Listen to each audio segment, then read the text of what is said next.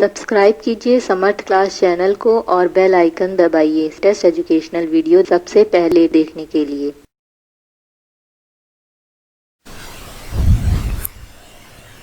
Hello everyone, welcome to Samarth class. Guys, इस video में बात करेंगे स्पष्टीकरण कौशल पे बेस्ड माइक्रो प्लान की। ये माइक्रो प्लान क्लास 8 के लिए बनाया गया है। सबसे पहले ब्लैक बोर्ड एंट्रीज को 3 पार्ट में डिवाइड करेंगे।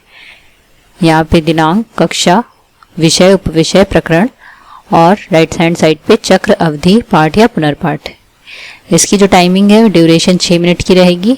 जिस पीरियड में आप पढ़ा रहे होंगे उस चक्र को यहाँ पे लिखना है।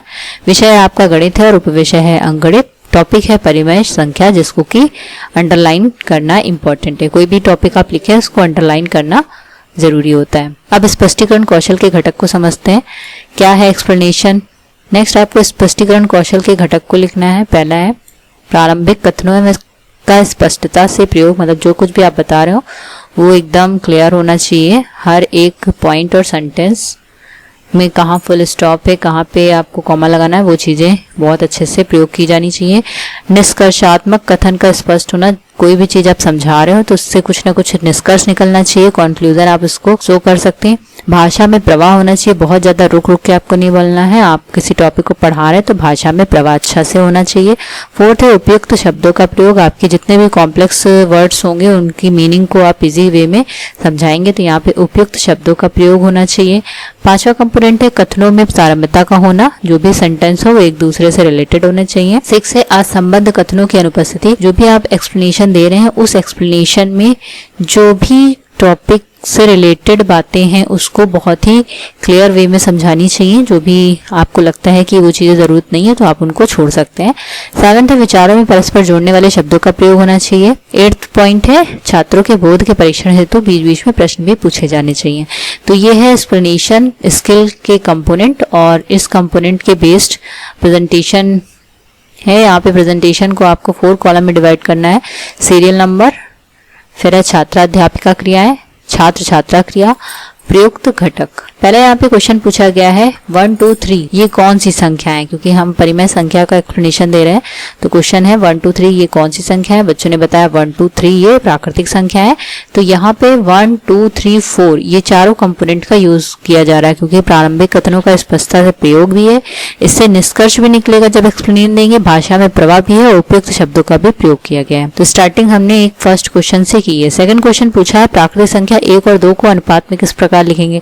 तो बच्चों ने बताया प्राकृतिक संख्या 1 और 2 को 1/2 के अनुपात में लिख सकते हैं। थर्ड क्वेश्चन है 1/2 संख्या किस रूप में है। तो बच्चों ने बताया 1/2 संख्या भिन्न रूप में है। अब भिन्न संख्या को और किस नाम से जानते हैं ये बच्चे नहीं बता पाएंगे। ये प्रॉब्लमेटिक क्वेश्चन होगा। इस तरीके से कंपोनेंट जो भी आप यूज कर रहे होंगे उसको हम यहाँ पे उपयुक्त घटक में लिख देंगे। स्पष्टीकरण में है श्याम पट्ट को दर्शाते हुए दो संख्याओं के अनुपात को भिन्न कहते हैं तथा सभी भिन्न परिमेय संख्या होती है। परिमेय संख्या को P/Q के रूप में व्यक्त करते हैं, जहाँ P और Q एक पूर्णांक है, P अंश है, Q हर है और Q कभी भी 0 के इक्वल नहीं होता है।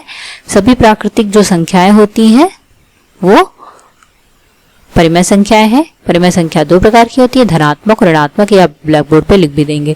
इस तरीके से क्या 0 परिमेय संख्या है तो इसका बच्चे आंसर करेंगे कि 0 परिमेय संख्या। वो आप जब बच्चों से क्वेश्चन पूछेंगे तो उनका बोध का भी परीक्षण हो जाएगा कि वो 0 को क्या मानते हैं। इस तरीके से आपका ये कंपोनेंट कंप्लीट हो जाता है। अब आते हैं ऑब्जर्वेशन टेबल पे। ऑब्जर्वेशन पे इसको भी आपको 4 कॉलम में डिवाइड कर लेना है। फर्स्ट में क्रम संख्या, सेकंड में कौशल के घटक, थर्ड में है मिलान चिन्ह और फोर्थ में है रेटिंग स्केल। इसमें जितने भी कंपोनेंट है उसको सीरियलाइज करके आपको लिखने देना है 1 to 8। रेटिंग स्केल आपको 1 to 6 को ड्रॉ, रेटिंग स्केल में 1 to 6 नंबर्स को लिखना है आपको। और जो भी आपको रेटिंग मिलेगी उस रेटिंग को सर्कल करके यहाँ पे मिलान चिन्ह में इसको हम लिखेंगे। जैसे 6 है तो 6 के लिए आप 4 लाइन ड्रॉ करके 5th से कट कर देंगे और 1 लाइन और ड्रॉ कर देंगे। तो इस तरीके से रेटिंग स्केल ड्रॉ हो जाएगी। जहाँ पे आपको 6 मार्क्स होंगे 6 के लिए 4 लाइन ड्रॉ करनी है और 5th से कट कर देना है। अगर 5 रेटिंग है तो 5 के लिए 4 लाइन ड्रॉ करके 5th से कट कर देनी है। इस तरीके से आप देखेंगे प्रारंभिक कथनों का भी स्पष्टता से प्रयोग हुआ है। इसमें निष्कर्षात्मक कथन भी स्पष्ट हुए हैं, भाषा में प्रवाह भी था, उपयुक्त शब्दों का भी प्रयोग है, कथनों की तारतम्यता भी है, असंबद्ध कथनों की अनुपस्थिति थी। इस वजह से यहाँ पे 1 की रेटिंग स्केल है। विचारों में परस्पर जोड़ने वाली भी कड़ियां हैं, इसके लिए भी इनको 5 की रेटिंग मिली है। और 5 की रेटिंग के लिए 4 लाइन ड्रॉ करके 5th से कट कर दिया गया है। और 8th के लिए छात्रों के बोध परीक्षण है तो बीच में प्रश्न भी पूछेंगे, इसके लिए भी 5th लाइन को ड्रॉ कर दिया। इस तरीके से आपका ये ऑब्जर्वेशन टेबल कंप्लीट हो जाती है। अब आते हैं सुझाव और समालोचना, ये आपकी हेडिंग रहेगी। यहाँ पे ऑब्जर्व करने वाला आप जो भी उसको पॉइंट अच्छे लगे होंगे या जो नहीं अच्छे लगे होंगे वो यहाँ पे आपको लिख देगा। तो यहाँ पे प्रारंभिक कथनों का स्पष्टता से प्रयोग किया गया था और भाषा में प्रवाह भी है, उपयुक्त शब्दों का प्रयोग किया गया है और बोध परीक्षण हेतु भी प्रश्न पूछे गए हैं।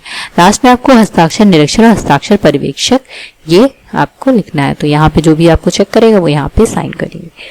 तो आई होप आपको समझ में आया होगा कि माइक्रो प्लान किस टाइप से बनेगा स्पष्टीकरण कौशल पे। अगर आपको वीडियो अच्छी लगी हो तो इसे लाइक कीजिए, शेयर कीजिए, चैनल को सब्सक्राइब कीजिए। Thank you so much.